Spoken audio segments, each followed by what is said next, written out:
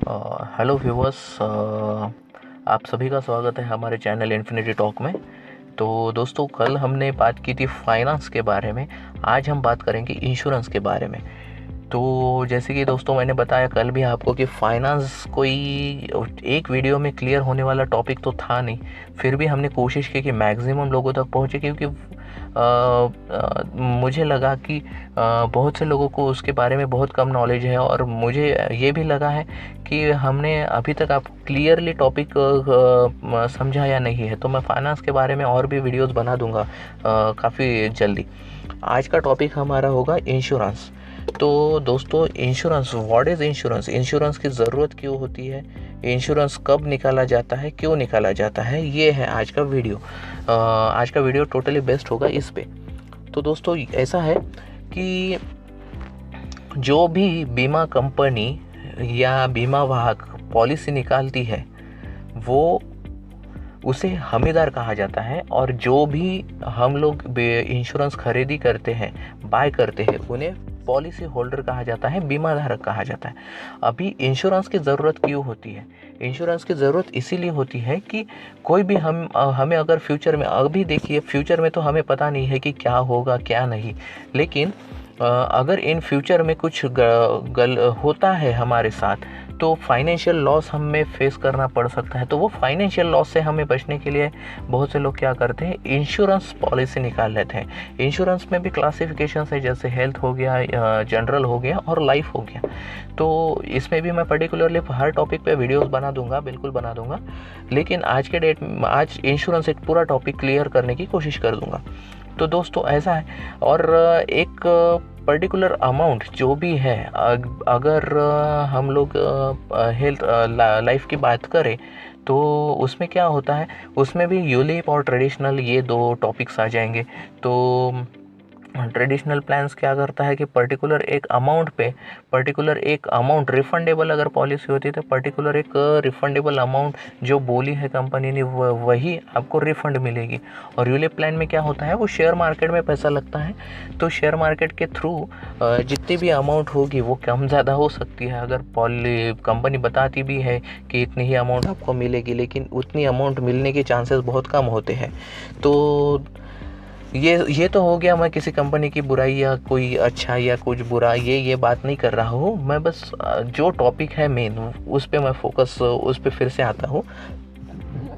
तो जो भी हम कोई भी हेल्थ इंश्योरेंस, लाइफ इंश्योरेंस या जनरल इंश्योरेंस निकालते हैं, तो हम लोग क्या करते हैं कि एक पर्टिकुलर अमाउंट पेड करते हैं। तो पर्टिकुलर अमाउंट अगर पेड करते हैं उस पॉलिसी के तहत, तो उस पे कंपनी क्या करती है कि हमें वो पॉलिसी बॉन्ड देता है। उसमें हमारा नाम, टर्म्स एंड कंडीशंस, पॉलिसी कितने साल की है, प्रीमियम कितना है और रिफंड कितना होगा अगर रिफंडेबल पॉलिसी है। तो अगर नॉन रिफंडेबल है या टर्म प्लान है, तो वो क्या होता है कि एक्सीडेंटली, टर्म प्लान में भी काफ़ी कंडीशंस है, वो भी मैं आपको एक पर्टिकुलर वीडियो बना के बता दूंगा। तो इसके तहत हमें एक पॉलिसी बॉन्ड मिलता है। तो आप बेसिकली क्या होता है, इंश्योरेंस की ज़रूरत इसीलिए होती है कि हमें पता नहीं है फ्यूचर में क्या होगा, और हम लोग फ्यूचर को सिक्योर करने के लिए अगर कुछ होता है खुदा ना खास्ता, तो जैसे आपको पता है prevention is better than cure. तो ये हम लोग सिर्फ एक अगर कोई फाइनेंशियल लॉस होता है या कुछ जान पे हमारी बात आती है या कुछ भी ऐसा होता है, या फिर हेल्थ के रिगार्डिंग भी पॉलिसी निकाल, सारे ही इसमें एक ही कंडीशन लागू होगी कि हमारे फ्यूचर में कोई अगर दिक्कत आती है तो इंश्योरेंस कंपनी क्या करती है, वो क्लेम सेटल करती है। अगर आपको एक एग्जांपल बता दूं मैं, कि अगर एक इंसान की दुकान है, उस दुकान में अगर आग लग जाती है, उसने इंश्योरेंस निकाला है तो अच्छी बात है, अगर वो उसने इंश्योरेंस निकाला नहीं है तो उसका नुकसान वहाँ पे हो गया, और ऊपर से उसको दुकान में वो जितनी भी सामान का नुकसान हुआ, वो सामान की भरपाई करनी पड़ेगी या सारी चीज़ें करनी पड़ेगी। और उसके बाद वो लॉस में तो ऑलरेडी चले गया ना वो। तो अगर वही उसने इंश्योरेंस अगर निकाला होगा, तो बीमा कंपनी क्या करेगी, नो डाउट उसमें इन्वेस्टिगेशन बिल्कुल होगा, लेकिन बीमा कंपनी क्या करेगी कि उसका जो भी नुकसान है तो उसको वो अमाउंट क्लेम करके वो अमाउंट उसको मिल जाएगा। तो वो उतना लॉस में जाने से बच जाएगा और इंश्योरेंस कंपनी उसको वो अमाउंट पेड कर देगा। वही लाइफ में भी एप्लीकेबल होगा, वही हेल्थ में भी एप्लीकेबल होगा।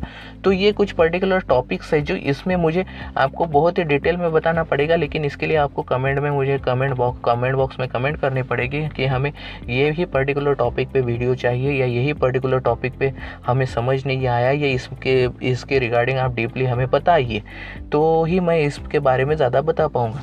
आज के डेट में मैं आपको सिर्फ इतना बता सकता हूँ कि इंश्योरेंस निकालना ये बहुत से लोगों की ये विचारधारा है। मैंने देखा है कि इंश्योरेंस निकालना मतलब जान चली जाएगी तो ही हम इंश्योरेंस निकालेंगे, जान चली जाएगी सोच के हम इंश्योरेंस निकाल रहे हैं, ये नहीं है। बहुत से लोग इंश्योरेंस सेक्टर को काफ़ी निगेटिवली लेते हैं, लेकिन इंश्योरेंस एक मेरे पॉइंट ऑफ व्यू से तो एक अच्छी इन्वेस्टमेंट है और रिफंडेबल भी कुछ पॉलिसीज़ है। तो इंश्योरेंस निकालना, इंश्योरेंस होना ये काफ़ी अच्छी बात है। तो अगर ऐसे भी किसी भी मेरे व्यूअर्स की या किसी भी अगर इंसान की ऐसी सोच होगी कि इंश्योरेंस कुछ ज़रूरी नहीं है या कुछ नहीं है, तो ये सब गलत चीज़ें हैं। तो अगर आप और अगर किसी ने नहीं निकाला होगा तो इंश्योरेंस निकालिए। हेल्थ हो गया, लाइफ हो गया, जनरल हो गया, आपने फ्यूचर के फाइनेंशियल लॉस के लिए होना चाहिए, ये किसी को नहीं लगता है, लेकिन होने वाला भी नहीं है ये भी किसी को पता नहीं है। तो जो भी है फ्यूचर में, अगर हम फ्यूचर देखते हैं तो दोनों भी एस्पेक्ट्स पे ध्यान देना चाहिए, पॉजिटिव और नेगेटिव।